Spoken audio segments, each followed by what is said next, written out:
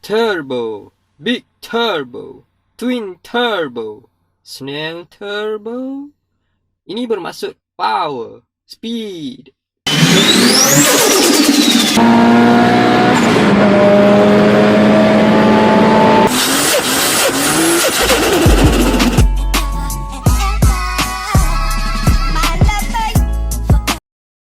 Untuk memahami turbo, kita mestilah tahu basic ataupun asas bagaimana sesebuah enjin itu berfungsi. Cuba kita pura-pura fikir yang enjin ni sama seperti sebuah pam yang besar. Pam ni sedut udara dan bahan bakar atau dalam bahasa Englishnya air fuel mixture ke dalam silinder. Kompreskan ia ataupun mampatkan ia. Lepas tu berlaku pula pembakaran iaitu combustion. And last kali pam keluar balik air fuel mixture tadi daripada silinder, di mana part ini adalah paling orang tak suka. Untuk dapatkan lebih banyak power daripada enjin, kita perlu combust iaitu bakar lebih banyak fuel ataupun bahan bakar dengan lebih cepat. Ianya lebih senang untuk dapatkan lebih banyak fuel, macam sesenam makan kacang. Tapi, jikalau udara dalam silinder itu tak cukup, maka bazirlah kat situ fuel yang banyak tadi. Sebuah silinder ni, dia limit kepada betapa banyak udara yang boleh masuk keluar daripadanya, iaitu dengan saiznya sendiri ataupun kita panggil ia sebagai displacement volume. Jadi, apa itu displacement volume? Displacement volume adalah displacement ataupun sesaran piston yang bergerak dalam silinder, iaitu dari top dead center kepada bottom dead center. Pada asal usulnya, ada seorang pembuat enjin ingin mencampurkan lebih banyak air dengan fuel. Jadi, dia perlukan silinder yang besar. Anda harus tahu bahawa no replacement for displacement. Ini akan membuatkan sesebuah enjin itu menjadi makin besar, makin berat, dan seringkali ia akan makan masa untuk piston itu membuat satu kitaran lengkap dalam silinder.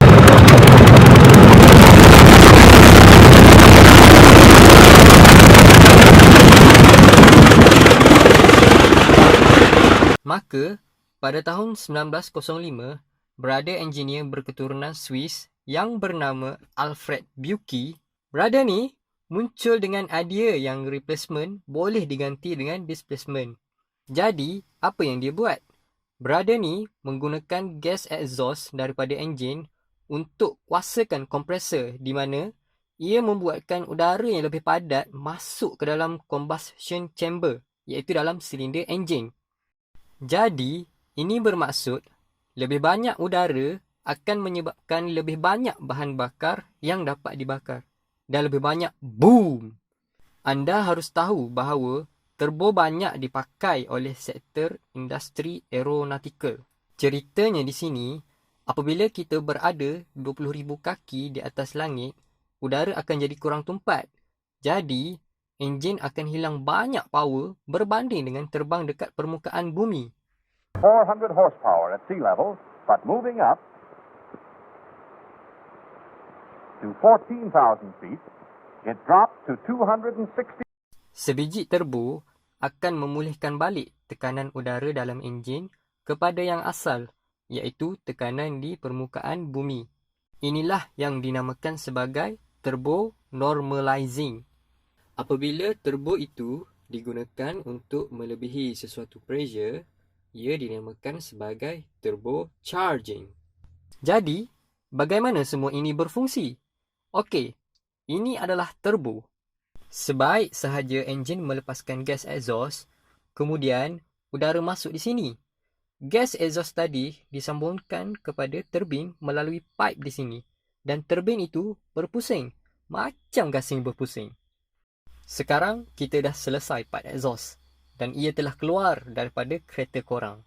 Turbin ni, dia bersambung dengan impeller. Maksud saya, sisi sebelah lagi yang terdapat di turbo. Dan ia berpusing juga. Apabila ia berpusing, ia menyedut lebih banyak udara melalui salur masuk ini. Dan kemudiannya, ia akan shoot ataupun tembak udara itu ke salur keluar ini, di mana ia masuk ke intake manifold. Sekarang, udara telah jadi lebih padat. Jadi, ia mengandungi lebih banyak oksigen dan lebih banyak gas yang boleh dibakar dengan cepat. And then, korang boleh dapat lebih banyak power. Untuk memastikan udara yang padat itu daripada pergi balik ke turbo, apabila korang angkat throttle, sebuah injap akan mengurangkan tekanan udara itu dengan melepaskan udara itu pergi balik ke atmosfer ataupun ke persekitaran. Itulah sebabnya korang perasan ada bunyi yang cool keluar. Turbocharging akan menghasilkan banyak haba. Bahagian turbine ini sentiasa ada gas exhaust yang panas menerusinya, membuatkan ia benar-benar menjadi burn red hot. Korang mungkin perasan yang bahagian ini atau orang refer dia sebagai hot side of a turbo selalunya nampak berkarat kan? Ini kerana panas yang melampau di bahagian ini bertindak sebagai catalyst atau dalam bahasa Melayunya, pemangkin. Bukan kapitalis ya? Katalis ini menyebabkan besi itu oxidize ataupun teroksida dengan lebih cepat. Sebab itulah dia nampak berkarat. Bahagian turbine ini juga akan menjadi panas sebab berlakunya heat transfer, iaitu pemindahan haba, kerana ia bercantum dengan turbine yang satu lagi. Cuba korang bayangkan, molekul-molekul kecil ini adalah molekul-molekul udara. Apabila korang mampatkan udara, korang push molekul-molekul itu menjadi lebih dekat bersama dan ini akan menghasilkan geseran ataupun friction kerana molekul-molekul ini saling bertembung antara satu sama lain. Semua molekul yang bertenaga ini, mereka akan bergerak merata dan ini akan meningkatkan laju udara itu sendiri. Oleh itu, udara akan jadi kurang tumpat. Poin dia dekat sini adalah kita sebenarnya nak udara yang lebih tumpat kan? Jadi, jika kita sejukkan udara yang keluar dari turbo yang panas ini, molekul-molekul udara pun turut akan sejuk. Ini menyebabkan molekul-molekul ini bergerak dengan jarak yang dekat dan udara akan jadi lebih tumpat. Ada banyak cara untuk sejukkan udara ini. Yang paling simple dan popularnya adalah dengan menggunakan intercooler. Sebuah intercooler biasanya berada di antara turbo dengan enjin. Udara yang panas akan masuk melalui salur ke sirip penyejuk. Udara sejuk dari luar pula akan masuk menembusi sirip penyejuk ini. Ia akan serap haba daripada udara panas tadi dan ia akan mengurangkan suhu udara panas tadi. Jadi, kita tahu sebenarnya turbocharger ini adalah sebenarnya air compressor, iaitu pemampat udara.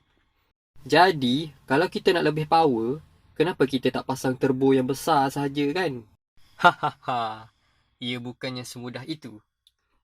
Kalau turbo tu besar, ia akan memakan masa yang lama untuk exhaust turbine, iaitu bahagian turbo yang berkarat itu, untuk berpusing dengan cepat. Masa di antara korang tekan pedal minyak dan korang rasa dia punya boost tu, orang panggil ia sebagai lag. Para engineers telah selesaikan masalah ini dengan menggunakan dua turbo yang kecil untuk push lebih banyak udara berbanding turbo yang besar tadi. Sambil kita pura-pura fikir tentang twin turbos, sebenarnya ada lebih banyak lagi cara untuk memasang turbochargers kepada enjin. Parallel turbocharging, sequential turbocharging dan satu lagi yang kurang popular, two-stage turbocharging. Kereta komersial yang pertama yang dilengkapi dengan twin turbo adalah Maserati Biturbo yang dijual pada 1981. Pengeluaran kereta bertwin turbo yang pertama ini menggunakan twin turbo charging yang menggunakan kaedah yang paling simple, iaitu dengan menyambungkan dua turbo dekat enjin. Mari saya payung sikit, bunyi dia. Parallel turbocharging.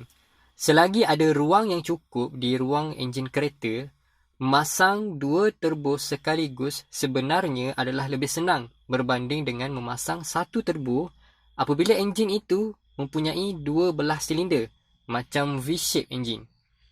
Setiap belah silinder itu mempunyai turbonya yang sendiri daripada berkongsi satu turbo untuk digunakan kepada dua belah silinder. Tapi, ia bukanlah senang untuk mencapai power yang balance di antara dua belah silinder ini. Kereta-kereta yang bertwin turbo pada awalnya macam Nissan 300ZX dan Mitsubishi 3000 GT. Kereta ini mendapati bahawa cara yang paling simple untuk menggunakan twin turbo dengan betul ialah dengan memasang setiap turbo secara bertentangan berbanding dengan pasang turbo terus dekat silinder. Secara automatik, ia akan balancekan power di antara dua belah silinder. Turbo ini kemudian akan berpusing dengan lebih cepat. Tetapi, masalahnya sekarang, udara yang dicas itu terpaksa travel dengan lebih jauh untuk sampai ke enjin. Menyebabkannya, wujudnya satu lagi, lag. Pencasan parallel turbo ataupun turbo selari yang baik menggunakan dua saiz turbo yang sama, iaitu berfungsi 100% setiap masa. Sistem sequential turbo pula menggunakan turbo yang kecil untuk mengecaskan turbo yang lebih besar sehingga turbo yang besar itu dapat berfungsi dengan lebih cepat. Kaedah ini dapat mengurangkan lag dan menghasilkan power yang lebih smooth. Untuk mengawal aliran gas exhaust ke turbo pada satu kitaran yang betul, sebuah injak akan dibuka dan ditutup untuk memastikan turbo itu hasilkan power kepada enjin pada masa yang tepat. Kedua-dua Mark IV Supra dan FDR AZ menggunakan sistem sequential twin turbo. Kereta-kereta ini digelai orang ramai pada lewat 90-an. Sama macam Timothée Chalamet.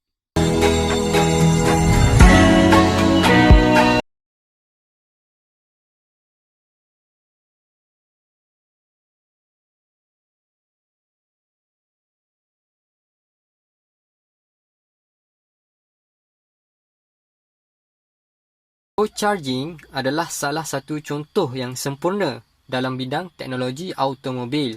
Sekarang, hampir setiap kereta boleh didatangkan dengan turbo. Ini bermakna, kadang-kadang pemandu biasa ataupun saya sendiri dapat feel seronoknya ketika memandu kereta. Korang suka tengok video tentang turbo? Nantikan episod saya yang lain tentang supercharge. Jangan segan silu untuk tekan butang subscribe. Lebih banyak subscriber yang saya dapat, lebih banyak benda menarik yang saya boleh sampaikan.